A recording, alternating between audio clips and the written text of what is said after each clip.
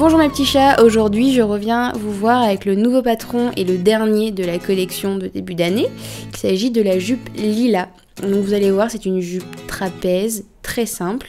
On va rajouter un petit peu de la difficulté parce que vous allez pouvoir faire une doublure en fourreau. Et ça, c'est pas gagné. Mais promis, pour les débutantes, vous pouvez vous contenter de ne faire que le dessus. Personne ne vous jugera. Alors mes petits chats, avant de vous lancer, je vais vous donner quelques astuces. Premièrement, il y a beaucoup d'étapes et de parties pour cette jupe, vous allez voir. Tout d'abord, je vous conseille de découper votre tissu sur l'endroit et surtout, pour vous aider, prenez des post-it et épinglez-les sur chaque partie du vêtement et nommez les parties de la jupe. Donc on va commencer par le devant droit. Donc, vous allez assembler les deux parties endroit contre endroit, puis vous faites un surjet ou un point zigzag si vous n'avez pas de surjeteuse. Et ensuite vous allez venir aplatir votre couture sur le côté. Et n'oubliez pas, c'est plus sympa de venir faire une petite surpiqûre nervure pour bien maintenir votre couture couchée vers les côtés de votre jupe. Et vous allez faire de même pour le côté gauche du devant de cette jupe. Donc une fois que vous avez terminé ça, on va passer au dos et vous allez voir il y a trois parties qui forment le dos.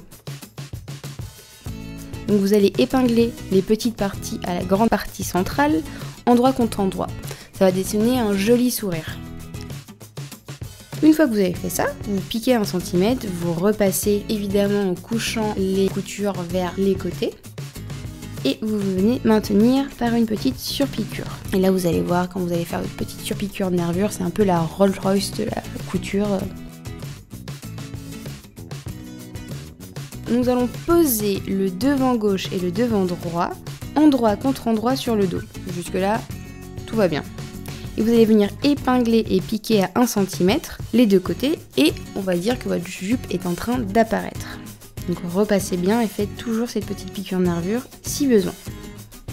Donc nous avons utilisé un tissu en ottoman que j'adore et que j'ai depuis très longtemps. On l'a thermocollé parce qu'il était un peu léger, mais si vous utilisez un denim ou un velours côtelé, il n'y a pas vraiment besoin de le thermocoller, ni d'ailleurs de le doubler. Vous pouvez faire de jolies finitions avec un biais coloré, mais sinon, si vous êtes une warrior, regardez bien la suite. Maintenant, vous pouvez reporter les pointages de la poche si vous les avez oubliés. Donc vous allez faire une poche plaquée, donc jusque là, rien de révolutionnaire sous le soleil. Il faut juste que vous préformiez un petit ourlet qui formera l'ouverture de votre poche.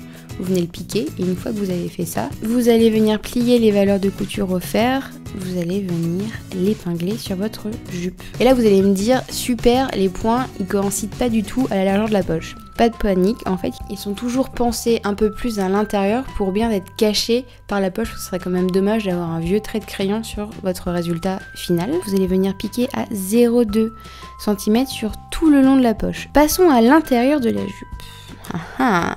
Donc vous allez avoir un encadrement qui va venir en fait vous servir de parmenture propreté pour toute la jupe. Devant vous, vous devriez avoir, en partant du haut à gauche et dans le sens des aiguilles d'une montre, la ceinture devant droit, la ceinture dos, la ceinture devant gauche, la parmenture gauche, l'ourlet devant gauche, l'ourlet dos, l'ourlet devant droit et la parmenture droite.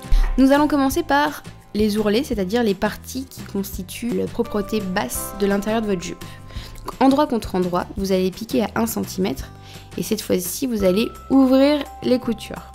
Donc évidemment vous prenez votre fer à repasser et vous venez bien aplatir votre travail.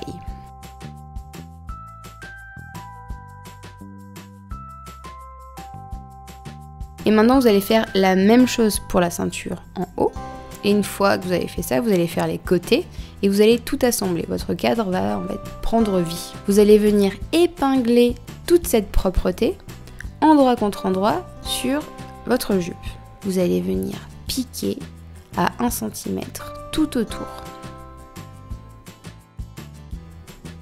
Jusque là, tout va bien.